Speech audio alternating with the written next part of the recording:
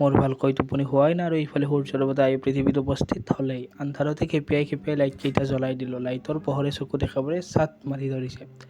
তাৰপিছত সদায় মই ৰাতিপুৱা উঠি যিদৰে ব্ৰাছ আৰু টুথপেষ্টলৈ পাকঘৰলৈ যাওঁ, আজিও তাৰ বিকল্প নহ'ল। তাৰপিছত মই ভালদৰে ফ্ৰেছ হৈ উঠি আহি এবাৰ নিজকে চালোঁ, এয়া মই। তাৰপিছত চাহ পানী খাই ৰাতিপুৱাৰ মোৰ কেইটামান কৰিবলগীয়া কাম থাকে, সেই কামকেইটা কৰি মই পানীও অকণ খাওঁ দেই, গেছৰ প্ৰব্লেম আছিল। তো সেই কামকেইটা কৰি মই কি কৰিলোঁ, মই পঢ়াত বহিলোঁ।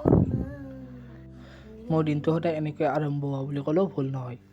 এয়াই আৰু জীৱন, চলি আছোঁ, চলাই আছে আৰু আগলৈও এনেকৈ চলাই থাকিব।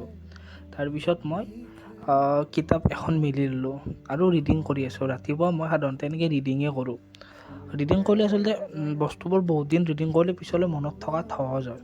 তাৰপিছত মই কলেজলৈ বুলি ওলালোঁ। কলেজৰ পৰা আহি মই আবেলিকৈ এখন